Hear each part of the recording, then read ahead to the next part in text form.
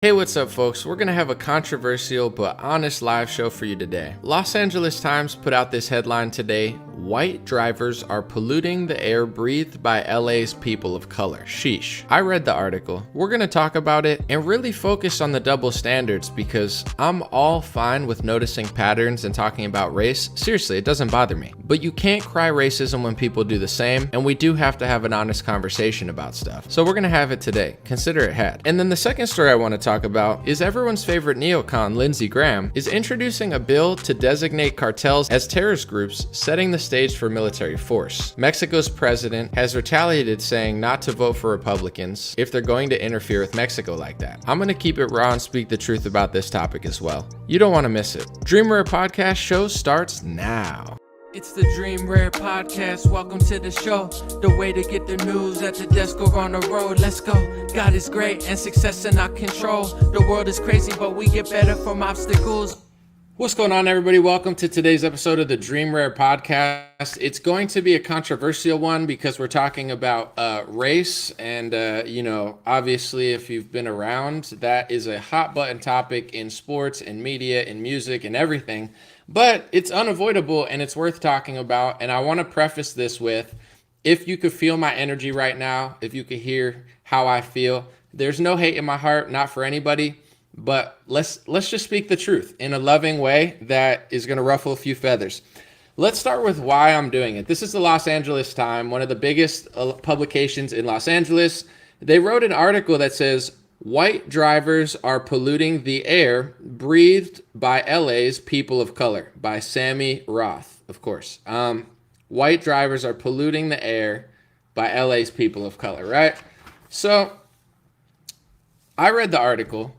Not that impressive, not that interesting. It was like, oh, I'm white, I'm bad, I drive, and I feel bad, and going through certain statistics. And let me just say, I wanted to look up who wrote it, right? I was like, who is it? And, it's this guy, Sammy Roth. He's got a mask on. He's the energy and environment reporter, LA Times. I'm like, I gotta, he's wearing, of course, he's like probably left wing, wearing a mask, but whatever.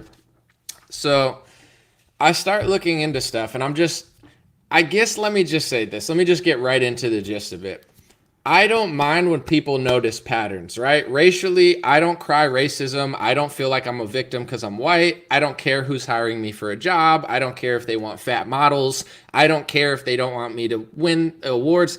I don't feel like a victim. I've never been a victim. None of my circumstances. God is great. Life is good. Anything that was against me for race or whatever, I consider just like another hurdle to jump over. So I'm not one of these people, because I know there are people that are white and they say, oh, I'm a victim. They don't hire me. They're discriminating. I see that happening, but I just don't feel like a victim, okay? Let me just start with that. I don't care if people notice patterns. I don't care if people talk about white people. I don't care if people talk about pollution. That actually, in a fair society, you should be able to do journalism about what you want. That shouldn't offend me, right? But here's where I find it interesting, because I looked into the Roth character, and I was like, in the article, he called himself white. He was like, I'm white and I feel it. And then I just went through some of his tweets. I was just interested to see like what type of person he was. And, he wrote this. He said, when white Jews want to fight anti-Semitism but not racism, or first they want to fight anti-Semitism then racism, they're not seeing how anti-Semitism and racism are connected. You're not paying attention to the common enemies. They're after all of us. So, he's a left-wing Jewish guy who I guess does what a lot of people do, is he plays like, oh, I'm white. But then when it's like, you're white, I'll be like, no, I'm Jewish. And, us and black people, like, we have the common enemy. Like, I'm really not them. I'm different. I'm my own ethnicity. So he plays that little game like a lot of people in media, where they just like bounce on both sides of the fence to be like, I'm white, I'm so bad, I'm polluting the air. And then you're like, you're white. And then it's like, no, I'm Jewish. And, us and black people have a lot in common. The other white people are out to get us. It's like, I've seen that game played in the left wing so often. You know what I'm saying? It's like a very, very deceptive little game. I don't mind it, right? I don't care. Here's the part that's annoying. If you want to talk about white statistics of pollution in Los Angeles, who cares, right? I don't care. But can I talk about Jewish ownership in media? Can I talk about how most of the media companies are owned by people who are Jewish, who I believe are pushing like filth and degeneracy? No, I can't say that, right? That would be anti-Semitic. Okay. Can I talk about crime statistics? Is that allowed? Like FBI crime statistics of racial demographics and who's doing violent crime? No, right? That's racist. So this is my issue, is the playing field's not equal. That's all I'm going to say. And this is why the racial narrative in America is unsustainable.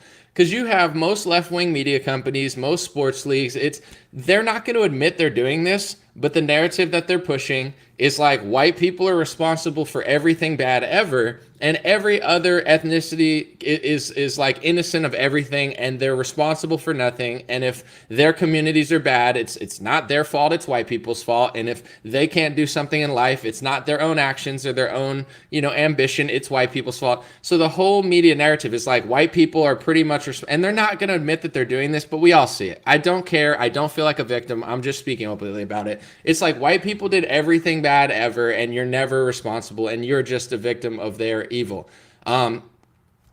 If that's going to be your narrative in the media, in the press, in the left wing, then you at least have to let other people talk about statistics. Sure, talk about pollution statistics, but I can't talk about crime statistics. I can't talk about media ownership statistics. But you're doing 99% more racial conversation. It's like you're pushing, but I can't even simply just put my hands up and defend myself and make a counter argument, and that's racist or anti-Semitic. This is where the racial narrative is bound to collapse. I don't care if you do BLM. I don't care if you paint all the sports things. I don't care what you do. But when someone else comes in and goes against the narrative, now all of a sudden it's too far. For example, I think it was the NFL. One of the coaches said that he thought that the BLM George Floyd riots was worse than January 6th. And I believe he got a fine and had to apologize. He's not even free to go against their narrative. So you can wear a BLM shirt. You could say it's the worst thing. You could say that January 6th is worse than 9/11 and Pearl Harbor, which everyone knows it's not. That's being repeated by the press secretary of the President of the United States, literally trying to tell people that January 6th was worse than Pearl Harbor and 9/11 as far as democracy attacks. And you get one coach out of hundreds who says, I think that the BLM riots were actually worse than January 6th, and he gets fined. I also think that. I don't think January 6th was a great day. I'm not a fan of it. Personally, I'm just not. I think it was not good. But I think the riots of 2020 were worse. I believe that. And I'm not sorry. I don't work for the NFL. I don't have to play by the rules. I think those riots were worse than January 6th. Both of them were not ideal days, but I think the damage caused, the people killed, the amount of people they terrorized, I do think that those riots that lasted a week were worse. What are they going to do? But you can't say that in the NFL. So that's where all of this racial stuff starts to boil up and become too much. I'm not afraid of somebody saying, well, white people are polluting Los Angeles more, although it is kind of like a very crazy thing to say, where it's like, I get it if it's technically true. I don't even know how many white people there are in Los Angeles, but let's say that's true. Sure. Am I allowed to talk about media ownership? No, that pattern I can't talk about, but you could talk about a pattern that makes white people look like they're hurting black people. It's like white people are hurting black people. Okay. Can I point out crime statistics, since there's other statistics that can counter that narrative? Am I allowed to have that opinion? No, I can't, right? You're allowed to say whatever you want in the media, but I can't notice a pattern in media, right? With ownership and who's controlling these companies. No, that's too far. Well, now we live in a world of double standards. That's the issue with me. That's all I'm going to say. I could really go on over and over, but it's like, I'm not one of these people that says you shouldn't say that. This journalist has the right with the First Amendment to do whatever reporting he wants. I don't have to like it. It could be against my ethnicity. It could be against my heritage. It could be against my religion. In America, I should be okay with his right to journalism. I am. I read that and I thought to myself, another stupid left-wing journalist. Who cares? But if I were to say what I just said, which I did, now it's racism. Now it's anti-Semitism. So it's dish out, push against you, push against you, push against you, push against you, make your race look bad, say you're responsible for everything. But then if you simply just counter the narrative, now you're a racist or an anti-Semite, depending who you're talking to. It's unsustainable. That's all I'm going to say. Racial tensions are not going to get better in this country because the entire media is pushing a one-way narrative. There's one of two things needs to be true, and I know which one I believe, but people could believe either one. Either race doesn't matter anymore, right? Which A lot of people feel, and some people don't. I don't care what you believe, but one of these has to work or it's not going to work. Either race doesn't matter at all and everybody needs to stop talking about it and we just need to live as human beings and Americans. That's one option, right? Doesn't matter. Who cares if you're black, white, orange, brown, purple, whatever people say. It's like, who cares? Just be a person. We'll all treat each other equally. Doesn't sound that bad to me. I get it. Here's another option that could work. Everybody's allowed to talk about race and everybody's allowed to be open with it and say, hey, white people, you guys are polluting a lot in Los Angeles. And then white people could be like, okay, do you want us to leave? Do you want us to drive our car somewhere else? And, if people said, yeah, then it's like, okay, I guess they don't want us here. And I'm not saying this is like ideal, but it's like, if you really think that white people are polluting too much in Los Angeles, I don't feel offended. Like, let's talk about it. Let's be honest about it. And then what's the solution? If you think that that's true, do you want the white people to leave? What's his name? Sammy Roth? Do you want to be the lone guy there? Like, do you want white people to leave? What do you want? Do you want white people to start doing bicycles? I'm fine with talking about race. It doesn't bother me. But what do you want? What's the solution? Climate change, green energy, is that what you're talking about? And then if you can talk about white people in that way, then you can't cry racism when white people notice that violent crime is spiking through the roof in their neighborhood, and they notice a demographic that a couple percentage points in their neighborhood are responsible for like 90-something% of the crime in certain neighborhoods. And I think nationally, I'm not going to say what, but it's 60%, I believe, is what certain demographic crime rates have gone up to, 60% of the violent crime. It's a lot. Are people allowed to say that? No. Well, this is all I'm saying. It's not going to work. People are going to keep getting pissed off. Racial tensions are going to increase. The left-wing media is going to keep stoking it. Right-wing media is going to say nothing and play stupid. One of these needs to be the solution. Either nobody cares about race anymore and everybody moves on and everybody sees themselves as a human being and American. And if you don't want to do that, if you're a proud Jew or you're a proud black person or you're a proud Asian or you're more proud of your race and race is important to you, I don't think that's racist. If you say I'm a Jew, I love Jews, I don't think that's racist. If you say I'm black, I love black people, I don't think that's racist. I don't consider that racism. I just consider that a preference that you have. But if you do that, then you have to let white people do that. If you are looking out for your race, you have to let white people do that. If you consider all black people black and you don't care where in Africa or where from America or the natives they came from, and that's all one group and you get to cohesively move as a unit and buy your own clothes and support your own, then you can't cry racism when white people do that. That's all I'm saying. So it's like, I actually don't mind that Sammy Roth wrote this article, but I'm going to point out the fact that I want to talk about media statistics of his ethnic group, because I think his ethnic group is, I don't think it's a conspiracy theory or anti-Semitism to say that most media companies are owned by Jewish executives, and the message and the content that they're pushing is disgusting to me. I'm not blaming everybody. I have dozens of Jewish friends who don't do that, but that is happening. Can I say that? No, that's anti-Semitic. Well, then how come it's not racist when you say that about white people? You can't have it both ways. Either race doesn't matter and we tackle everything as Americans, or race does matter and everyone's got to be open about it. But consider this an invitation, because I get the game that they're playing.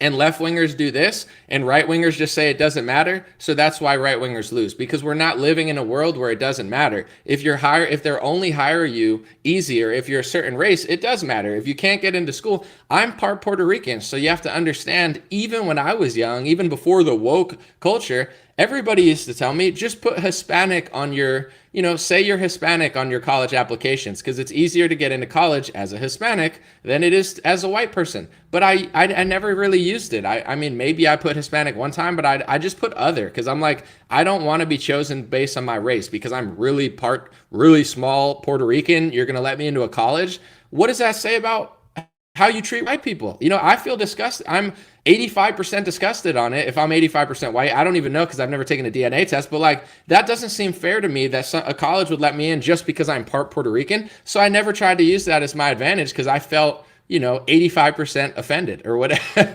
It's like, why is that a thing? Why do I get invited here because of this? So, we don't live, unfortunately, we don't live in a country that's equal. And we don't live in a country that doesn't care about race. We live in a country that does care about race. It's on every television show, in every sports league, on every politician's mouth. The left wing plays identity politics. The right wing plays identity politics. It's all over. So if that's how it's going to be and everybody's not at the place where they're like, it doesn't matter to me, then I'm going to talk about it. That's all I'm going to say. I'm not going to be hateful. I'm not going to be nasty. I don't hate people because of their race, but also just like Sammy Roth notices patterns, I also notice patterns. I'm a pattern noticer, right? I notice statistics, I notice patterns, I notice trends, and there's nothing wrong with that. If you live, I'm going to use two examples real quick that's politically correct, and then I'll use one that's not. If you live in a mostly liberal atheist community and then 90% Muslim conservatives come in and all of a sudden all the laws and the rules start changing around you and you're like, why are they changing? Well, because the demographics changed. Now you have 90% Muslims around you who don't believe in what liberal atheists believe in. Muslims believe in, they'd probably outlaw abortion. They'd probably, stop doing a lot of left-wing LGBT stuff. And then all the Democrats will be like, well, why did this change? Well, because the people in your community change. It doesn't mean this is good or this is bad. It just is what it is. Your community is a net sum of who's there. And if the quality or the mindset or the religion or the culture of people change, your community is also going to change, right?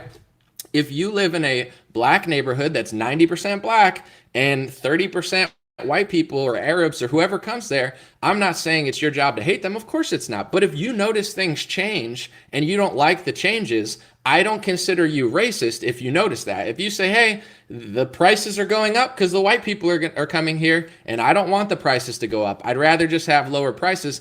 I don't consider that racist. I think that that's just, you're a pattern noticer. You're noticing patterns in your community. And the same is true with crime statistics. In my opinion, if you're in an area that's safe and now it's not safe anymore, and now you see smash and grabs and violent crime spiking and people getting stabbed and, stores getting robbed, like nice mom and pop shops, and you notice that there's like a 99% pattern of those crimes, it doesn't make you a racist for noticing that. And all I'm trying to say is, in order for this country to work, maybe it's not supposed to work. Maybe divide and conquer's the way and people are going to fight. You can't have it both ways. Either nobody talks about race and nobody cares about race, which isn't happening. That's out the window. It would be nice if everyone's just like, let's just all call ourselves American and let's stop caring about our skin color. I'm for that. I don't care. It's not that near and dear to me personally. So, but that doesn't exist. That world is a fake world that only exists in the mind. Everything's about race in this country. It just is, unfortunately, in what's going on. So let's just talk about it, right? Let's allow writers to write about pollution and let's not get upset or angry, but let's just say, if you're going to notice patterns about that, I'm also going to notice patterns, and I'm not going to be called racist and anti-Semitic for the patterns that I notice. Because when I notice the patterns, I'm just trying to bring it into the national conversation because it's really real to some extent, and people got to figure out exactly what they want. If you truly feel, and there's enough people that truly feel, I'm not saying it is, he's one journalist, if you think white people are polluting too much in Los Angeles, then what do you want white people to do? Do you want them to leave? But then are you going to call them Scott Adams if they leave and cry and scream? I mean, he didn't word it in the nicest way, but it's like, what do you want? If you really feel this way, what do you want? Do you want your own community? You know what I'm saying? Is that what you want? Do you want to try it on your own? Because at a certain point, it's like, you can't just blame people forever. At a certain point, we don't want to be thousands of years and everybody's still blaming each other racially. Like, that's not a fun game to be had. What do you want? And then let's try to make it attainable. I'm all for a solution. It's just like, I don't see the solution of people being like, one side is just, I won't even say racist, but quote unquote, everything's about race. And in my view, they blame everything on white people. There's people who think that white people never invented everything and like black people invented everything ever. And it's like, is that true? I don't think so. I don't think white people invented everything. I would assume that people of all groups like contributed something to the world. But I don't know. But there's people that literally think like white people did everything bad. White people never invented everything. White people stole everything, and and there's nothing that they're doing right.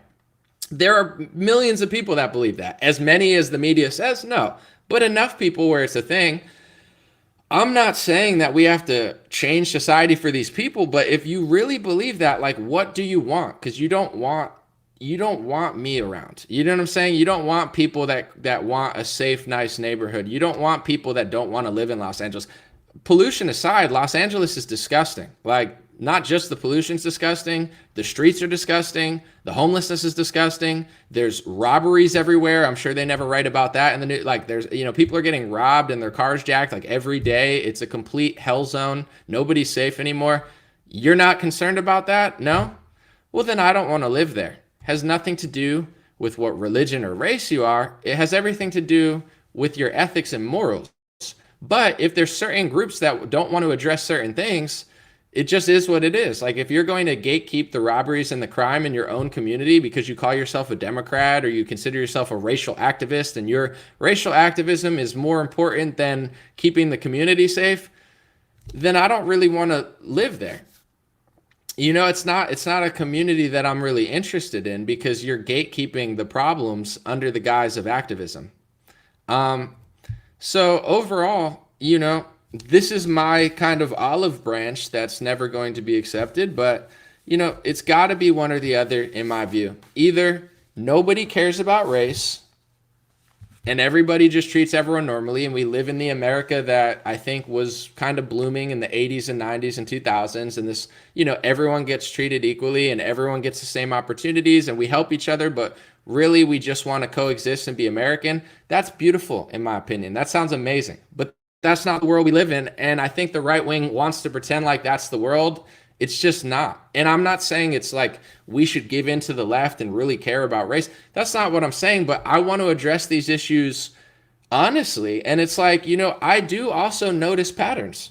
I do. And it's not a bad thing. It's just like I see what happens when I point out the patterns. I get called a racist and an anti-Semite.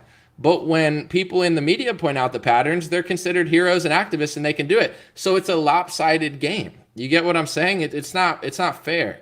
So, I'm just going to be myself, be honest, and speak about it, And I think you see what happens when people kind of dish it back to people who are dishing it out. They get Kyrie Irving'd. You know what I'm saying? You got to sit on the sidelines for a week because you questioned the wrong race, It's not fair. If you could question white people and you could call white people this, white people that, white people did this, but you can't question Jewish people? Well, what does that say? It says that people in powerful positions that just so happen to be Jewish don't want to be questioned, but they want to dish it out all the time. It's not fair.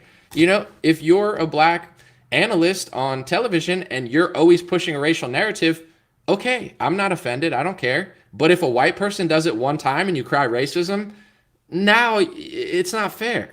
But I think they know that. They're just expecting so many people to bow down and be like, yeah, it's not fair. Yeah, I see the double standards. Yeah, I noticed that it's not fair. But I'll just not say anything about it because I don't want to get called a racist or I don't want to get called a name. So I'm just going to take it. It's like that's what they want most people to do. And honestly, that's what most people do because it's not really worth it for most people. I understand. It's not worth it to push back against this narrative because the racial activists are psychotic. The left-wing activists are psychotic.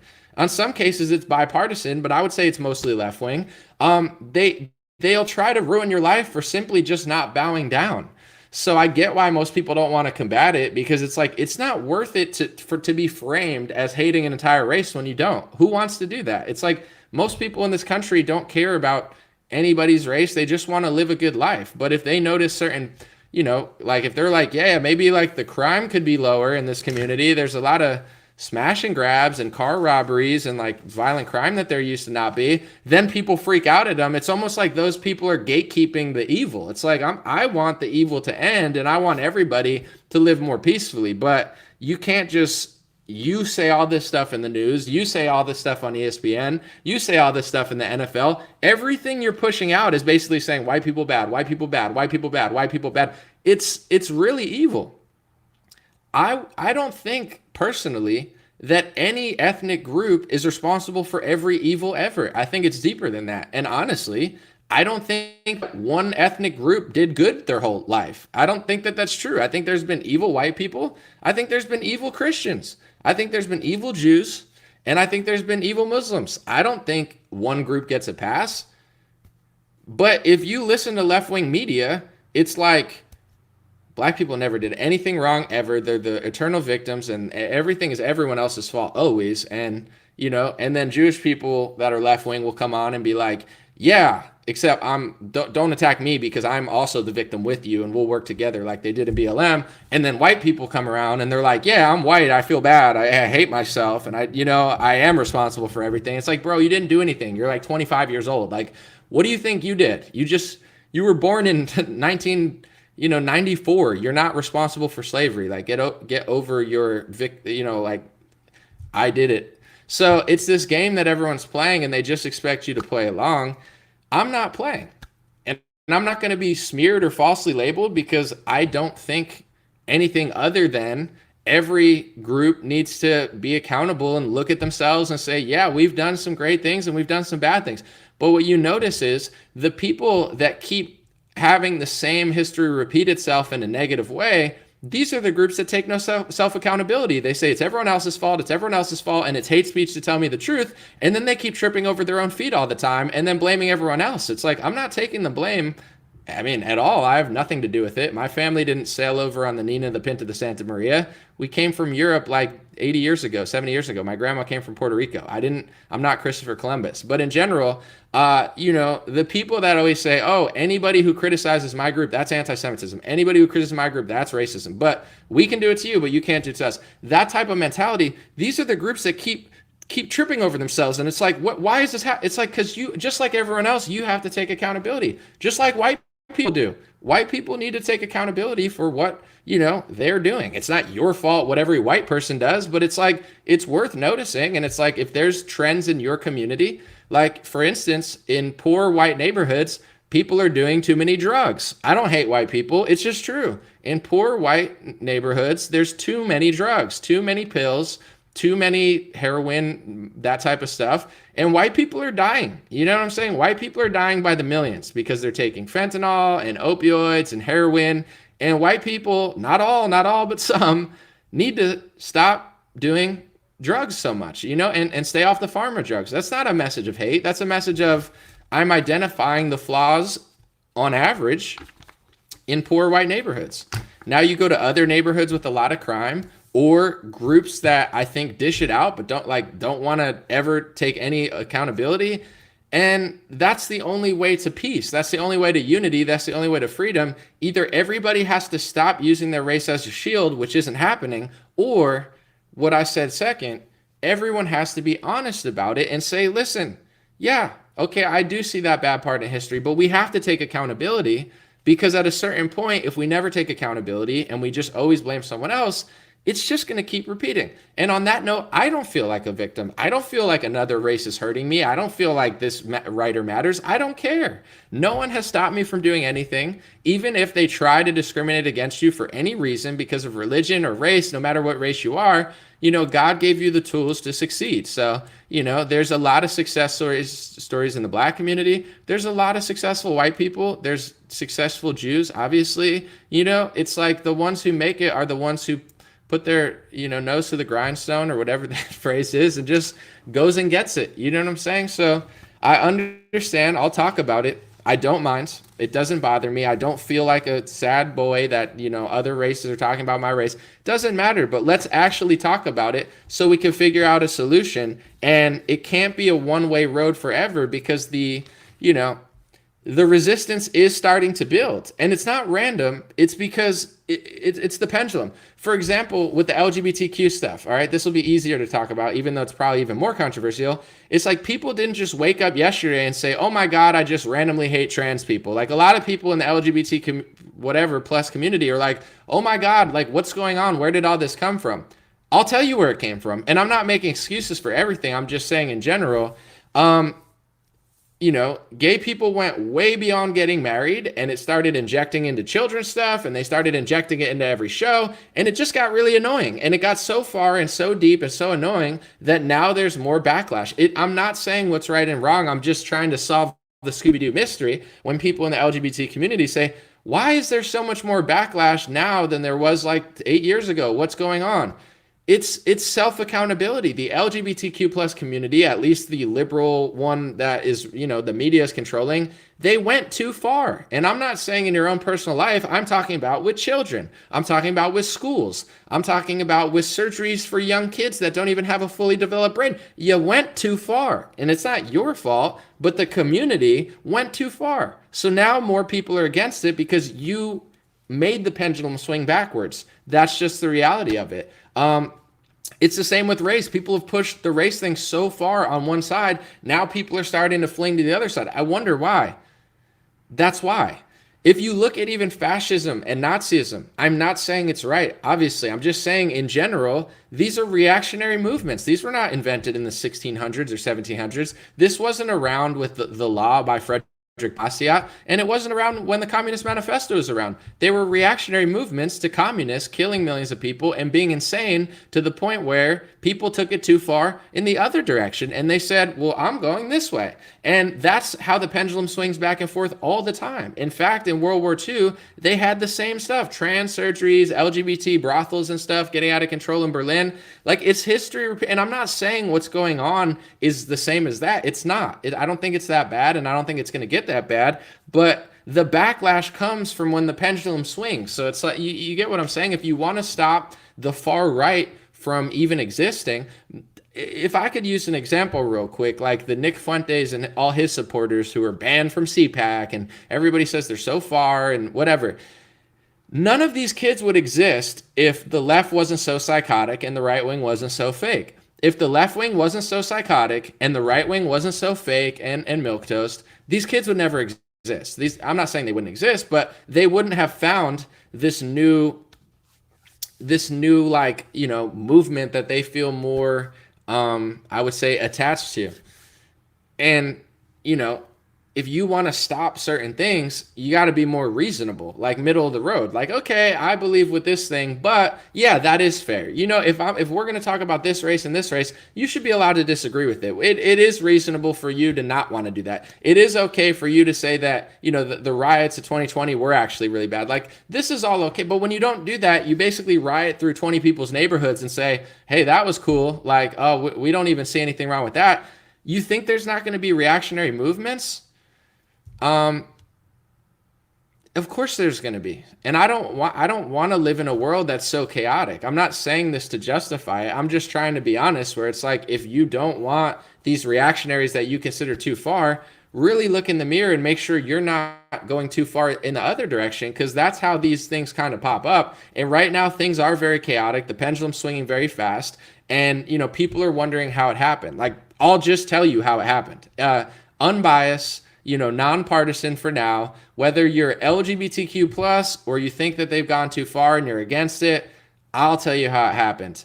The LGBTQ plus went here and then here and then here and then here, and then they went too young, and then they started doing surgeries on kids that aren't fully developed, and then they started pumping their propaganda everywhere, and then they tried to take over every single television show, and it's like every movie has to be gay. It's just too much. At a certain point, people don't have to want that all the time. Like, it went from like, yeah, we're a couple percentage points of the population, but we're going to be 70% of what you watch, and we're going to be 50% of what the kids want to hear. And now the kids are turning gay, not because all of them were born gay, but because they're being fed this stuff at such a young age when they're developing. So if you give a kid a Mario Kart, he'll probably play Mario Kart. But if you never give a kid Mario Kart, he might not even know it exists. So when you're feeding all this stuff to them, you're not simply like bringing one out of the closet. You're like ripping them out before they even have a chance to understand their sexuality. So even if you are an adult LGBTQ plus, you have to understand somewhat like where it has to be a line, so you don't kind of overstep the boundaries and become a predator or just like too far. And there's none of that self-awareness and self-accountability in these communities, at least on the mainstream front. And then they act so shocked when so many people disagree. Like, when did this happen? I just told you how it happened. And the same thing is with race. God bless everybody. I know we have listeners and followers from all over the world and every ethnic group. I love people everywhere. You will never hear me say bad things about Israelis or Palestinians or, Arabs. Like, I know there's great people everywhere. I might disagree with a government or a policy or double standards or speech laws, but I'm not somebody that hates any country. You won't hear me say bad things about Russians or Ukrainians. I might not like Zelensky and Lindsey Graham, but I don't think it's Ukrainians' fault. You get what I'm saying? There's great people everywhere, and my message has never been different, and it never will be, because I truly believe that. I've been so blessed to be connected with great people all over, and you can't change my mind and make me more hateful. With that being said, race is everywhere. And if you're going to talk about other people and patterns, you got to let white people talk about patterns too. If not, the game is just going to keep getting more rigged, and people are just going to keep getting more upset and annoyed. Let's have a real conversation with love, with truth, but you can't just keep dishing it out, because if I were to write an article, for instance, if I wrote an article that said that black people were polluting the air that white people were breathing, do you think I could get away with that? Are you kidding me? My life would be ruined. They'd say I was the biggest racist in the world. Imagine if I wrote an article that said Jews are polluting through their companies the air of. Do you think I could do that? They would say it's the Holocaust reinvented, and I'd be thrown off of every payment processor. It's like, so why is a writer allowed to say that? Why, like, I'm just saying, if you're gonna go that far and say that this race is polluting the air of the other people's race, it's called the golden rule. Do you treat others the way you want to be treated? Can you take what you dish out? If you can take what you dish out, then I don't care. But you can't. None of these people can. That's the issue. The issue is they're not following the golden rule. They're not good people. They dish something out, and if you even dish back 1/1000th of what they do, they scream and cry racism. So, take whatever ethnicity matters to you, switch the headline, and tell me if this writer would agree with it, or tell me if Hollywood would agree with it. They wouldn't. And, to oversimplify it, it's the golden rule. They don't practice what they preach, and because of that, its tensions are just going to keep rising, and people are going to get upset because it's too much double standards and too much hypocrisy. And as somebody who wants to see peace and calmness, because there's enough things going on in this world, even without race. Like, you got to work, you got to look after your family, you got to look after yourself. People have health problems, etc. Like, does anybody really have time for racial battles? Does anybody have time for this social media division? Of course not. Who has time for this stuff? Nobody. So how long are we going to let this go on? I don't even want to think about it that much, because I got 50,000 things to think about, but it's on television and in our face all the time. We need to have a real conversation about it. Last thing I want to talk about real quick, I just want to get the headline, is this Lindsey Graham story. If you guys know Lindsey Graham, he's everybody's favorite or least favorite rhino, or what would they call him? Here it is. It's over here. Neocon, some would call him. Lindsey Graham is going to, I'll just show you the headline, so if you want to read along. Lindsey Graham to introduce a bill designating cartels as terrorist groups, setting the stage for military force. So Lindsey Graham, the king warmonger, he flew over to Ukraine before the Russian-Ukrainian war, basically trying to wage war. He now sets his sights on Mexico. Marjorie Taylor Greene, I like her, but she has also echoed this stuff. I believe Donald Trump has echoed this. They all want to now wage war on Mexico and declare them a terrorist organization. I want to say this, and some people might not agree, but clearly I don't care. We can't clean our own streets, okay? We can't stop homelessness in our major cities. We can't stop violent crime. We can't stop theft. Our country is less free than most countries when it comes to medical freedom and getting in passengers. How dare the Republican Party want to tell Mexico how to run their country when you can't even run your country? If you're so great at stopping crime and terrorist organizations, why can't you clean up Los Angeles and New York City? Why? It's just you think it's an overreach to go to Mexico. Oh, we can't go to Los Angeles. It's a Democrat city. We're Republicans. Well, Mexico's another country. That's an even bigger overstep than Los Angeles. You can't even clean your own damn city. DC is an absolute dump. I mean, there's nice areas, but outside the White House is a dump. I've been there. I'm not saying it's terrible. It's a beautiful place, but you can't even clean your own capital. We don't even have enough respect to clean our own damn capital. And you want to go to Mexico and wage war? It's the same as the Taliban. It's the same as Syria. It's the same as Libya. All these idiot politicians, and I don't care if they're left wing or right wing, they can't even fix our own damn country. And they say, oh, we're going to go to Afghanistan and we're going to fix it. How? It's not the same. It's a different religion. It's a different culture. It's different people. And you don't have the solution. When it comes to Mexico, some of the cartels are actually keeping the city safe. Is that the best idea? Probably not. I would prefer it to be a government, I guess, but it's not my real damn business. I don't even have to go to Mexico if I don't want. But the big cartels are actually keeping Mexico safe. I'm not saying they're great, but when they cross into America, you can do what you got to do to the cartels. They shouldn't be in America selling drugs and fentanyl. But when it comes to their country, they would destabilize Mexico. If you go after the cartels, there's no system in place to stop it. If you stop the big cartels, it's the smaller ones that are killing people. It's the smaller ones that are way more reckless and way more insane and way more violent. And a lot of times the bigger ones are just as effective as neutralizing the small, evil, more evil cartels than the government even is. You know, it's a different system there. It's like going to Libya or like, you know, like, and being like, oh yeah, we can, it's just like America. It's actually not. It's actually nothing like America, religiously, culturally, racially, everything. It's all different. The power structures are different. It's not like government versus people. They got cartels in certain places. They got rebel groups in Africa. It's not the same. So to simply just say, oh, we're going to go in and wage war on the cartels,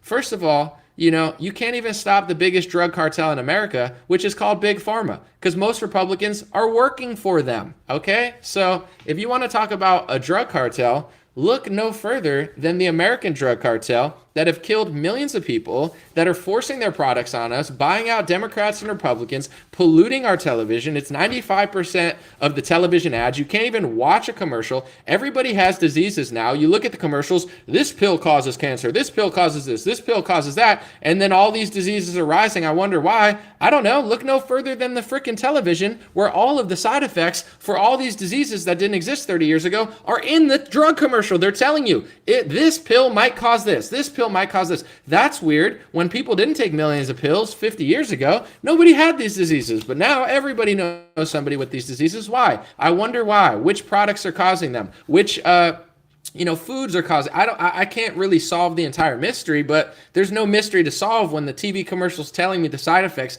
in the commercial. If it wasn't a side effect, they wouldn't name it. The reason they name it is because people got it when they took the product, so they have to name it. So, the big pharma drug cartel is a massive threat to America. Did the cartel of Mexico lock our country down? No. It was the cartel of America, including Donald Trump, including Republicans, that did nothing for 2 months. And then they ran around selling vaccines for 2 years before fighting the vaccine companies. And I could show you multiple Republicans who took money from Pfizer, including Trump and the Kentucky Republicans. The Kentucky Republicans are having their new facility built by Pfizer because you're not allowed to take donations in Kentucky. There's some sort of weird rule or whatever. So the pharmacy companies are skirting around the rule. And instead of just giving the money to Mitch McConnell, he's just building a facility. The Pfizer's like, we'll just build you $1 million facility. And that's our donation. They're such scum. So it's just like, this is the Republican Party. It's going to be Marjorie Taylor Greene, Donald Trump, and Lindsey Graham. You wonder why Trump's hanging out with Lindsey Graham? Well, just listen no further than Lindsey Graham, MTG, and Donald Trump. What do they all have in common? They all want to wage war against the cartels in Mexico and basically do a war on terror against the cartels in Mexico. You don't understand how the power structure works, and it's a slap in our face. Like, if you're so great at fixing up stuff, go fix up New York City. If you're so great, but we can't, it's Democrat. That's less of a reach than a foreign country. Clean up New York City. Florida's so great. Clean up Florida. Miami has crime. It's not perfect. It's like Florida might have better taxes. I saw they were selling vaccines out of a freaking Walgreens at the Capitol. Oh, that's so great. But it's like, Texas has no crime. Go to Dallas, go to Houston. There's crime in Texas. Of course, it's growing there, just like all over the place. I'm not saying it needs to be perfect, but it's like, clean up LA, clean up Portland, clean up Seattle, build new infrastructure, fix the railroads. If there's really 1,000, do all that, make America amazing, get rid of all of the tension here and all of the crime, and then be like, all right, now it's time, we've run out of things to solve in our own country. Now let's go to Mexico. It's like, if you can't do that, who's falling for this? I guess a lot of Republicans are like, yeah, we'll fight the cartels. When they cross the border, do what you got to do to them. They're now breaking the law. If they're selling drugs in America and hurting people in America and doing deals in America, go at it. I'm not protecting them, but in their own cities, you're going to cause a Middle Eastern style, destabilization crisis by getting rid of the people who own the cities and make them safe. Unfortunately, that's just how Mexico is. The cartels own everything. Is that right? I don't know, but it's not. What are you going to do? You're going to wait. And now you have AMLO in Mexico telling people not to vote Republican. He's like, don't vote Republican if they're going to wage war on us and start a freaking another 20-year war on terror. I'm not being terrorized by cartels. If I go to Mexico, that's on me. You know what I'm saying? It's a risk that I'm taking. I'm being terrorized by big pharma. I'm being terrorized by the mainstream media. I'm being terrorized by Democrats. And honestly, I'm being terrorized by some Republicans. I was terrorized by the lockdown psychopaths. I've been terrorized by, the billions of dollars of vaccine propaganda. I've been terrorized by the mandates in the Biden administration. The last thing on my mind is a terrorist in Afghanistan or a cartel in Mexico. Yeah, build the wall, close the wall, and prosecute at the highest form any person who crosses the border. Once the cartel comes into America, I have no sympathy. Get out of our country and stop doing this nonsense. But if they're running their own cities, it's not our business. It's insane to think that so many people will allow Lindsey Graham and Donald Trump to march into Mexico and start another destabilization crisis. And if Mexico gets destabilized, where do you think all the people are going to come? Right to the United States of America. And I just solved another Scooby-Doo mystery for people. All these quote-unquote neocons, right-wingers and quote-unquote neoliberals, the left-wingers, all these warmongers in both parties, they con you. And what's more devious, in my opinion, is these right-wing ones who are like, I'm Christian, I'm patriotic, we're helping America. When they destabilized Syria, which they did, I mean, that was the Obama administration, but still, Lindsey Graham was probably drooling over it. What happened? Millions of people didn't know where to go. And what did they do with those millions of people? They brought them to America. And then all the Republicans start complaining, we're getting too many immigrants, we're getting too many refugees. Well, why do you think you had the refugees in the first place? Because Syria was destabilized, and the left wing and the right wing are working together. Destabilize Syria, then the left wing brings them in. And the same right wingers that complain about the refugees are the same one who created them. If you leave Syria alone, it's not your business what's going on there. But once you destabilize it, then they feel so bad. If you destabilize Mexico, where do you think all these Mexicans are going to go? Probably right to the United States of America. The same Republicans that will destabilize Mexico will be the same ones that are complaining when they come to America. Oh, I can't believe they had to come, or we shouldn't have let them come. And then they're probably doing deals with people like the Koch brothers and other lobbyists who actually want more foreign workers. You get what I'm saying? It's like a big gang. It's like a big left-wing, right-wing gang. So I don't support anybody breaking into our country. I don't support the drug trade in our country. I don't support the fentanyl trade. But trying to wage war in Mexico on cartels when you have no idea or don't care how the power structure there works, massive chance of destabilizing it, unbelievable. And as an American citizen, a total slap in my face, because I'm looking around my country and I notice things. I notice the violent crime starting to ramp up in a lot of areas. I notice the theft ramping up. I notice the smash and grabs. It's not just on Twitter. I notice it's happening more and more and more. America is not under control. If you think that the cartels are so bad, what about all these gangs in America? Like these little theft gangs that are smashing. You can't even stop them. If you can't even stop smash and grabs, and you can't even find the people that are committing crimes in New York City and stuff, how the hell are you going to have success in a foreign country? They're not. They can't do it. If they could do it, they'd do it here. Lindsey Graham is just the worst of the worst to me, and it's weird that Donald Trump's keeping him around, but now I know why. That's probably going to be Lindsey Graham's position in the Trump administration. It's going to be like, hey, Lindsey Graham, if you lick my shoes so much, I'll let you I'll let you wage war on Mexico. He said it, MGT said it, Lindsey Graham has said it. They're priming for that. And honestly, as a voter, I'm not voting Democrat, but if they're going to be this psychotic, it's pretty bad. I mean, the last thing I would ever do at this point is vote Democrat. I think they're deceitful. I think they're evil. But if it comes down to a president where it's like one's going to wage war in Mexico and start a 20-year war on terror to destabilize a country below us, someone said, F Mexico. I'm not asking you to live there. I don't like Afghanistan. I'm not a fan of the government there. But when you go over there, what are you doing? You know what I'm saying? And if you destabilize Mexico, what are you doing? What's your point?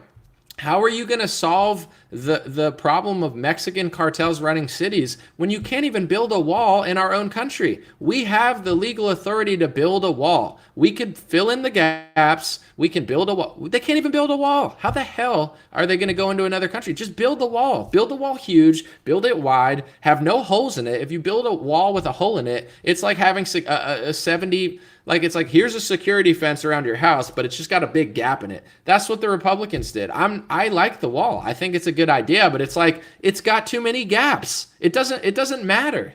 It's pointless. You know what I'm saying? You might as well have no wall than a wall with 15 gaps in it. At this point, fill the gaps. Do everything you can to fill well, we can't do it. We don't have the power. The Democrats are stopping us. Well, the Democrats didn't stop you from locking the country down and doing executive orders and printing a bunch of money. Like, they always overstep their boundaries to be psychopaths for big pharma and the banks. But God forbid they have to overstep a little bit for national security. They can't do it.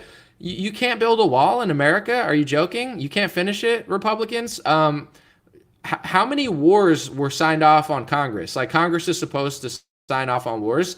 A lot of these wars in the Middle East, the Congress never even got to sign off on. The government just used their executive power, and the president said, I'm going to do it. It's the war on terror. It's the war on this. It's the war on that. They overstep their boundaries all the time for national security to start wars. And they're going to, like, to me, here, I mean, people are going to get mad at me, but I don't care. For Trump, I don't think he's this hero that needs to be like slobbered over. Ask him a question. Will you finish the wall? That should be DeSantis, Trump, whoever runs. Ask them, are you going to finish the wall, or are you guys going to dance in circles for 4 years? And like, who's going to finish the wall? Which one of you losers is going to finish the wall? You or you? They're not even talking about it because they probably don't give a crap about if the wall's finished or not. If it's finished, now there's a problem that they don't have that they run on. It's like they need the problem to run on it and raise money on it. That if every Republican had a spine, DeSantis, are you going to finish the wall? No. Move to the side, loser. Hey, Trump, are you going to finish the wall? Are you even talking about finishing the wall? Have you heard him say one thing about finishing the wall? I haven't. Maybe he said it. I missed it. Which one of you is going to take on Big Pharma? Because you let them swallow the country up. Trump, are you going to take on Big Pharma, or are you going to keep selling vaccines? DeSantis, are you going to take on Big Pharma? Are you going to, like, these are the questions people need to ask Republicans, but people are so caught in this little paradigm. But to me, this is one of the worst ideas I've heard. You don't have to agree with me. Some people will say, oh, we should go to Mexico and fight. Take care of the cartels when they cross the border. Do what you have to do. But this is honestly one of the if Trump says I'm gonna wage war on the cartels in Mexico and label them terrorists, but he's gonna run around selling vaccines for the big pharma drug cartel, I'm not voting for this guy. I'll vote for Rand Paul or DeSantis or anyone. Like, this is huge. Big pharma's huge for me. This is huge. Like, I'm looking for a president to keep us out of wars and focus on America and rebuild America and cut the crime in America and build a wall in America. I'm not asking for somebody to wage a war on a foreign country where the entity that they're waging war on is similar to the Taliban, where it's like, whether you like it or not, they run the country. The Taliban ran Afghanistan. The cartels run Mexico. That's just how it is. You're not just waging war on a group. You're waging war on an entire system that you can't fix. You can't even fix your own system. You complain about your own elections. My election. You can't fix your own election. You can't fix your own country. You can't fix your own deep state. You can't fix your own border. You can't fix your own city, but you can go and fix another country.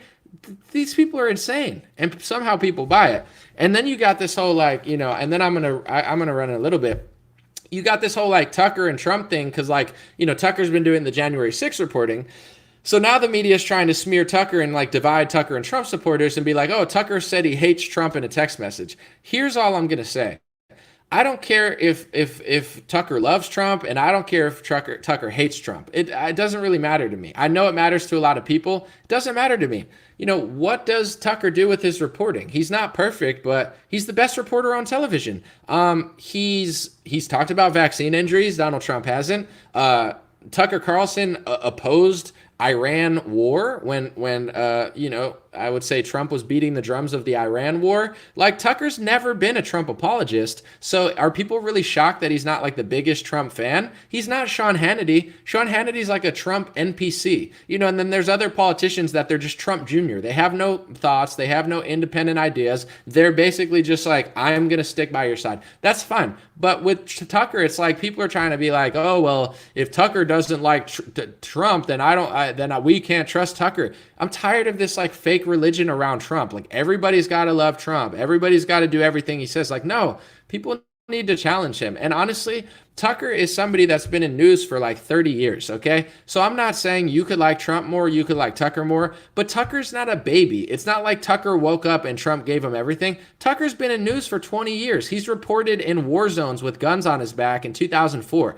Tucker's not new to news, okay? And Tucker earned everything he did by reporting, and Tucker earned everything he did by not being a Trump apologist and being willing to oppose Trump when it was important and agree with him when it was important. So this, it's like if Trump runs around disrespecting everybody and talking trash and coming up short, it's like everybody isn't like a slave. Like I need to give my whole life to him. Tucker's had a career before Trump. Tucker will have a career after Trump. Tucker has earned his respect, and whether Trump's there or not, people still watch Tucker because he's more honest and he has better people on than the rest of the press. He doesn't owe Trump anything. Like everybody acts like Trump is your daddy. You owe him everything. He gave Tucker a platform. No, he didn't. Tucker backed Trump thousands of times, but he also opposed him dozens of times. That's always been who he was. Whether he likes Trump or not, doesn't matter to me. It's like everybody plays this game of like, just get on your knees and I need to get out of his way and just listen. It's like, no, let's just like challenge our politicians. Are you going to finish the wall? Are you going to hire good people in your cabinet? Are you going to wage a 20-year war on Mexico and, claim to fix? If you could fix the cartels, how? You couldn't even stop the BLM riots, Oh, I'm going to stop the riots when I'm in office, he says now. Weren't you in office 2020? You were like hiding in a bunker or whatever. Like, oh, BLM, oh my gosh, they're killing our cities. Oh my God. Like, okay, go stop it. Oh, I don't have the power to stop it. If you don't have the power to stop the George Floyd riots from destroying our neighborhoods after the government destroyed our neighborhoods for 2 months for the lockdowns, how the hell are you going to stop the cartel? You know what I'm saying? Like, do people buy this stuff from the Republicans? Oh, we need to fight the cartels. Guys, they couldn't even stop a bunch of freaking losers in the street burning down your neighborhood. If they can't stop that, how the hell are they going to stop 3 different cartels? They're not. They can't. Just like they couldn't really stop the Taliban. 20 years into the Taliban war, who owns Afghanistan? The Taliban. Just like, what do you think? Mexico's just going to be taken over by America and it's just going to be like, oh, we run it. How are they going to run the cities? They have no idea how this stuff works. Just like they don't, like the Taliban, they couldn't even get taken out. How? They don't even have like planes. And it's like, because we don't know what we're doing. We just say things, funnel a bunch of money to weapons contractors, do the bidding of foreign countries, and then when we fall short, it's the American citizen who pays for it. And I'm not being mean, and people will be like, oh, you're being a hater. I'm just being realistic. If you can stop cartels in Mexico, how come you can't stop thousands of idiots, random, like unorganized robbers and Antifa members like crying in the streets?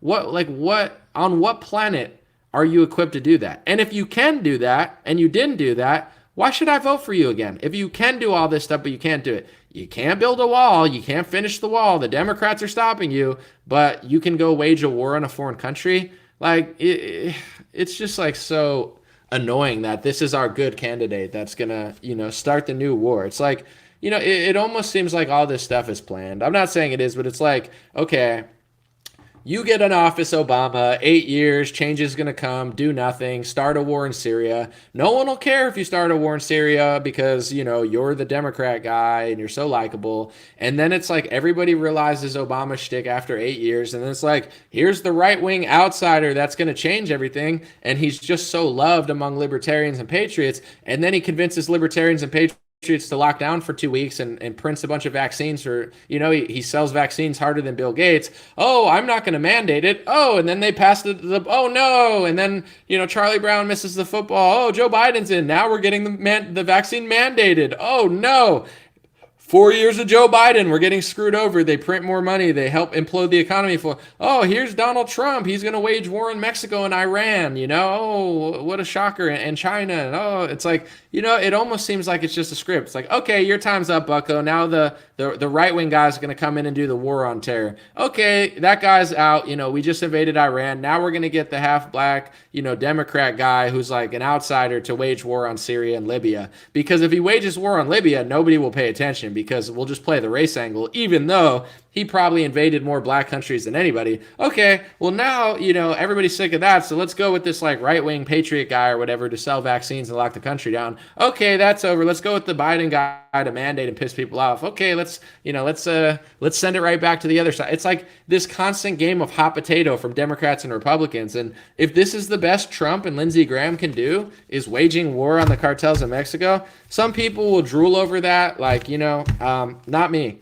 Do something when they come into the country. I'm fine with that. Have national security, build the wall. But if you can't stop the BLM George Floyd riots, you can't stop crime in our cities, you can't even fix Washington, D.C. It's a dump outside of the White House. You can't fix anything in this country, and you can't stop anything in this country, and you can't even build a wall in this country, but you're going to convince right-wing voters that you're going to be able to wage war on an entire group in a foreign country and win, and people are going to believe it.